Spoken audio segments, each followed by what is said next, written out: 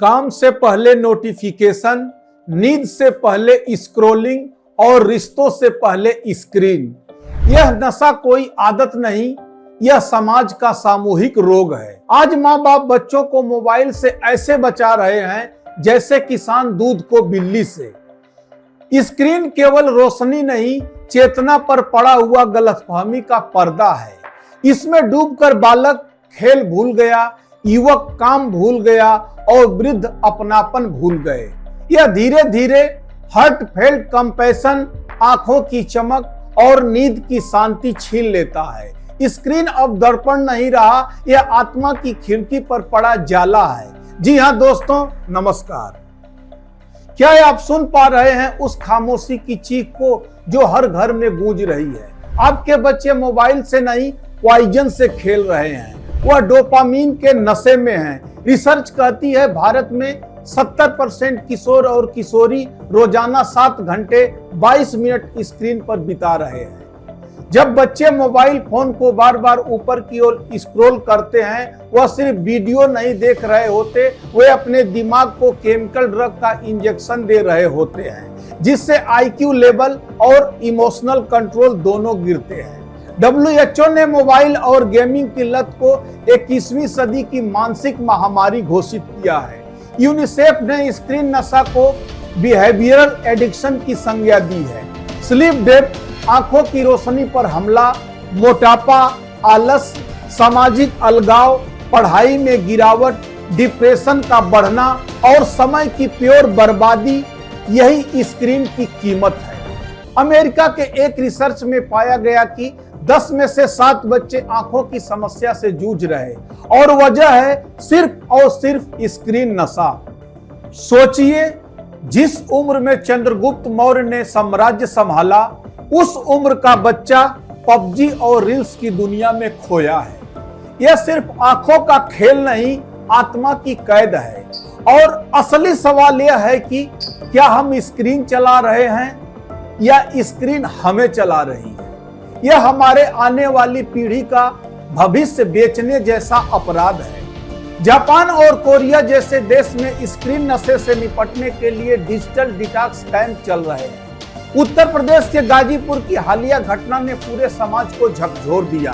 एक माँ ने बस इतना कहा, मोबाइल छोड़ो, पढ़ाई पर ध्यान दो, लेकिन स्क्रीन नशे की गिरफ्त में आए बेटे ने उस माँ की हत्या कर दी। यह सिर्फ एक परिवार की ट्रेजेडी नहीं है, यह हम सबके लिए चेतावनी है।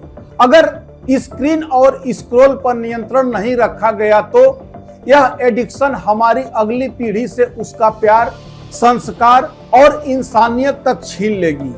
जिस उम्र में बच्चे खेतों में तितलियां पकड़ते थे, आज वही बच्चे सिर्फ मोबाइल गेमिंग और टीवी में गुम हो जाते हैं। यकीन मानिए, बच्चों में स्क्रीन नशा भविष्य का सबसे बड़ा संकट है। स्क्रीन नशा हमारी नींद चुरा रहा है, हमारी सोच को चबा रहा है। दादा और पोते पोती का रिश्ता अब सिर्फ इमोजी पर टिक गया है। सूरज उगे तो स्क्रीन, चांद ढले तो स्क्रीन, उंगलियां सिर्फ स्क्रोलिंग में उलझी हैं।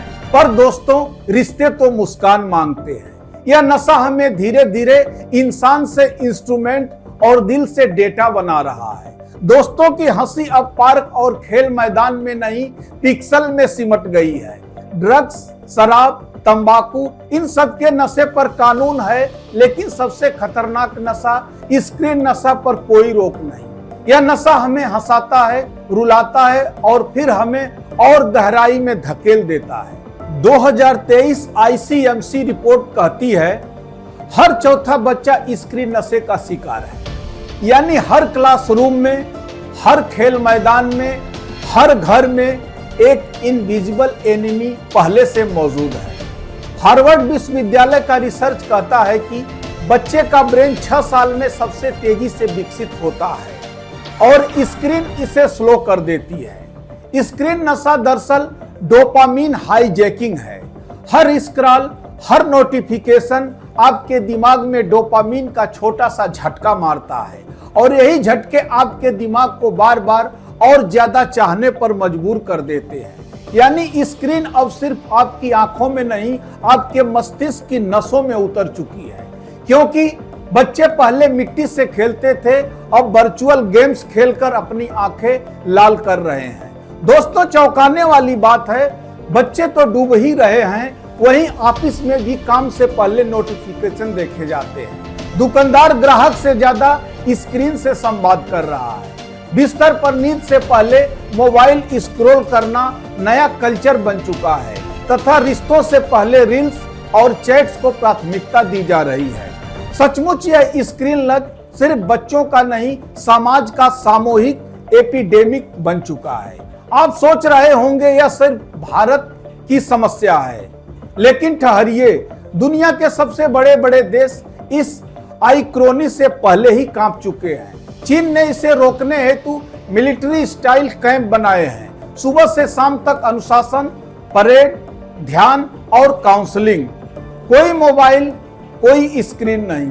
यह किसी जेल जैसा है, लेकिन इस जेल में बच्चे सचमुच आजाद होते हैं।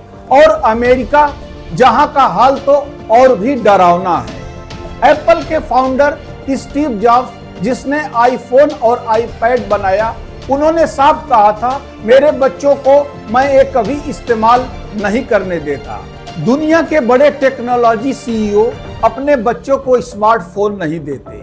जरा सोचिए, जो दिन रात इस जाल में फंसा रहा है, वे अपने घरों को इससे सुरक्षित रखते हैं।